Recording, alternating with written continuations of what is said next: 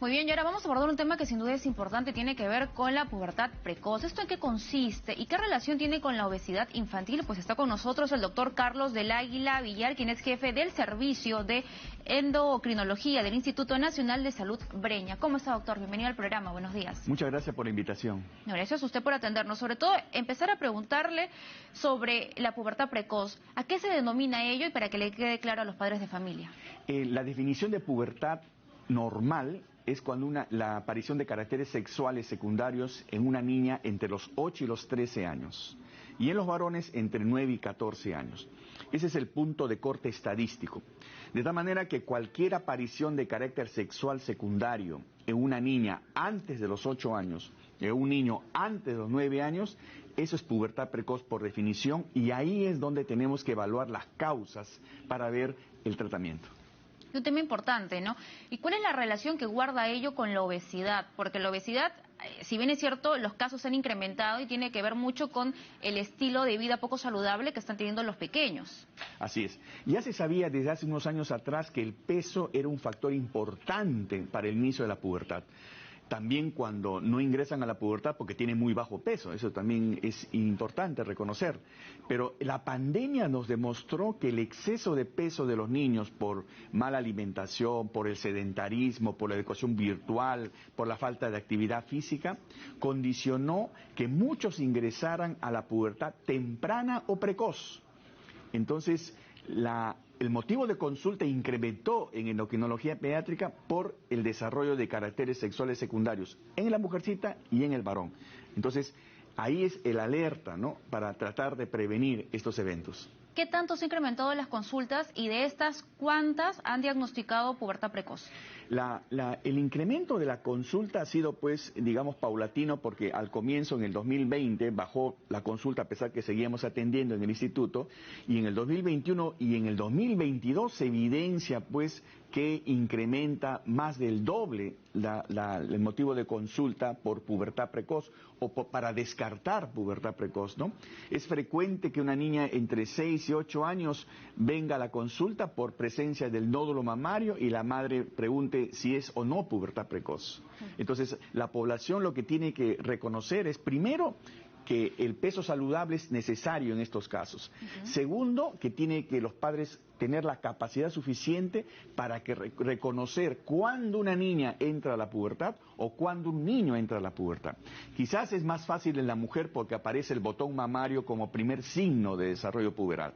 En el varón es más difícil porque aumenta primero el volumen testicular, mientras que el resto de las características es de un niño. Entonces el papá o la mamá no se da cuenta que está iniciando la pubertad. Entonces ahí viene las estrategias del papá y la mamá de siempre estar observando para estar seguro si está entrando a una pubertad normal o no, porque si el niño ya está cambiando la voz, eso ya está en una pubertad que está en el medio, que está estirando, y eso ya no es tan prudente reconocerlo a ese momento, ¿no? Y en el caso de las niñas, si tienes su primera menstruación antes de los 8 años, ¿estaríamos hablando de pubertad precoz? Sí, por definición, la menarquia, que es la primera regla, en cualquier niña antes de los 10 años ya es pubertad precoz, ¿no? Esto es una serie de eventos, porque primero crece el botón mamario, después viene el vello pubiano y después viene la regla. Y generalmente la regla viene 2 años después del botón mamario. Por eso es importante que los padres conozcan mucho sobre la pubertad normal y sus alteraciones. Claro, y se pueda hablar con libertad y con franqueza con sus hijos, ¿no? Porque a veces se entiende de que hay ciertos temas que los padres no desean tocar, pero es importante hablarlo para darle confianza y que sus hijos puedan expresarse y puedan contarles lo que les está pasando. Quería consultarle a propósito de las consecuencias que trae la pubertad precoz. La mayor consecuencia es la disminución de la expectativa de talla. Sin embargo, no hay que perder la perspectiva de otras consecuencias que están en estudio, que se discuten mucho en el ambiente científico, que es con que aumenta la morbilidad cardiovascular o de repente incluso relacionado con cáncer de mama, que son concepciones que están por ahí rondando, ¿no? Por eso es importante adecuar ese ingreso a la pubertad en niñas para evitar las consecuencias, que la mayor es la disminución de la expectativa de talla. Y ello, ¿la pubertad precoz puede ser hereditaria? ¿Es un tema genético? Esa es una buena pregunta. En los últimos 10 años surge digamos, la idea de que no toda pubertad precoz es idiopática, ¿no? Porque cuando uno está frente a una pubertad precoz, uno dice, ¿es central o es periférica? Cuando es central, es de origen de la hipófisis, arriba. Y entonces uno tiene que descartar tumores, por ejemplo, que es poco frecuente en niñas, es más frecuente en varones. Entonces, uno tiene que hacer el diagnóstico diferencial para asegurarnos que no sea la causa tumoral, ¿no? Entonces, cuando es periférica ya es otro motivo de consulta. Claro, entonces, lo que usted nos ha mencionado es una clasificación. ¿Qué otras existen? Ya, la pubertad precoz, ¿no? En niñas, digamos, es la expresión de pubertad precoz central es el inicio de una pubertad que normalmente debería iniciarse después y es antes, pero puede ser de causa tumoral, ¿no? Okay. Ahora, la primera manifestación es el botón mamario, pero a veces se manifiesta el vello púbico. Cuando se manifiesta el vello púbico, ahí amplía el diagnóstico diferencial a no ser necesariamente la pubertad precoz, sino otras alteraciones hormonales que tienen que ver con la glándula suprarrenal. Por eso es importante que el padre o la madre, cuando detecte a sus niños el olorcito de axila, que puede ser un evento normal, o cuando detecte que el niño tiene acné, ¿no? O cuando detecte que el niño está creciendo más rápido o la niña más rápido de lo esperado, o cuando la niña aparezca botón mamario. Todas esas cosas deben ser sujeto a evaluación por el médico para ver cuál es el diagnóstico diferencial y sobre todo dar la oportunidad a un tratamiento oportuno. ¿Y cuál es el tratamiento? ¿En qué consiste? El tratamiento cuando es una pubertad precoz central son medicamentos que se llaman supresores de la pubertad, ¿no? Esos supresores de la pubertad son sustancias que son parecidas al producto natural con alguna alteración y que inhiben la pubertad, ¿no? Es el caso de la triptorelina, es uno, el que más utilizamos en el instituto y que se utiliza también a nivel mundial, ¿no? Que gracias al CIS disponemos en el instituto la triptorelina para el tratamiento de las niñas o niños con pubertad precoz. Pero ahí quiero señalar que el que tiene más riesgo a organicidad, el que tiene más riesgo a tumoración es el niño. O sea, ¿cuáles son los factores de riesgo? El sexo masculino y la edad más temprana. Si yo tengo una niña, ¿no? digamos, de 6 años que está iniciando una pubertad y un niño de 2 años, el que tiene más riesgo de encontrar un tumor es el niño de 2 años. ¿Por qué? La epidemiología nos dice eso, ¿no? Que los datos estadísticos, más frecuente en varones y a más temprana edad, ¿no? ¿Y el tratamiento por cuánto tiempo debe darse? Hasta adecuar la edad normal, más o menos, que ingresa una niña a la pubertad.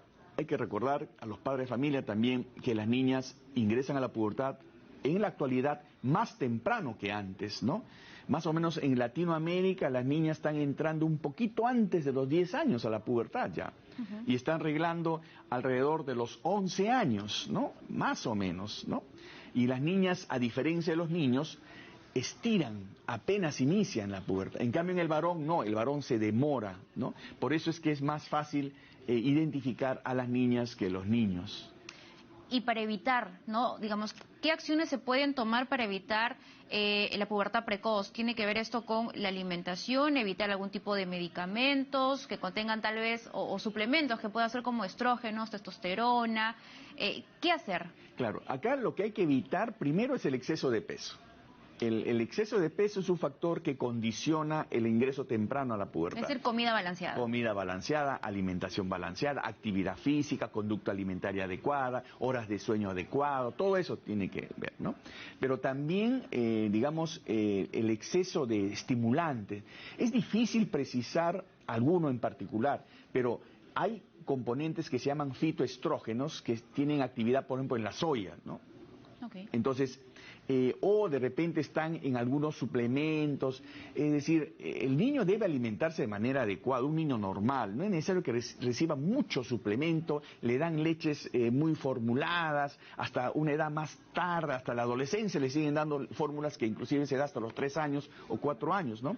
Entonces, son ciertos aspectos de nutrición que tiene que conocer la población, especialmente los padres de familia. Pero importantísimo ello, ¿no? Sobre todo ahora el retorno a clases, donde hemos visto que a veces la lonchera no es tan saludable. Entonces hay que empezar siempre con la alimentación, la actividad de ejercicio, sin duda es importante, ¿no? Hay que moverse, el cuerpo hay que moverlo. Claro, el escenario del colegio es otro problema, ¿no? Porque el colegio debería tener, digamos, un kiosco saludable, ¿no? Kiosco saludable donde haya alimentos saludables, ¿no? Debería tener siempre rutinas de actividad física en los niños para que no estén sentados todo el día, ¿no?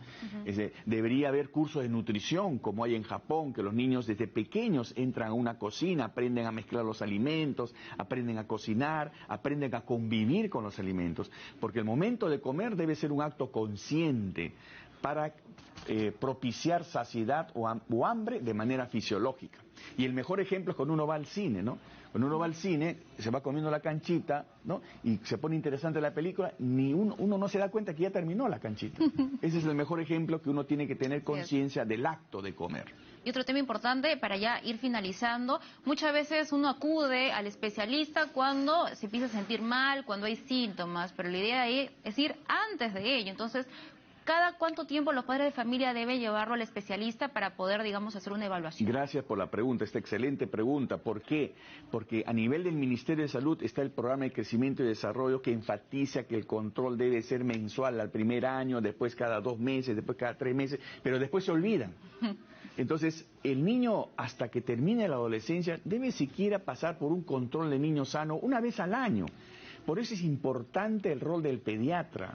El pediatra no solamente es para curar la enfermedad, es para prevenir y sobre todo para educar a los padres de familia sobre estos conocimientos sobre el crecimiento, desarrollo, pubertad en niños y niñas. Muy bien, doctor. Un gusto conversar con usted. Muchas gracias. Sin duda, esperemos que todos los padres hayan despejado sus dudas, pero siempre, nuevamente insistir, acudir a un especialista siempre. Muchas gracias. Ha sido con nosotros el doctor Carlos del Águila, jefe del Servicio de Endocrinología del Instituto Nacional de Salud Breña. Bien, nos vamos a una...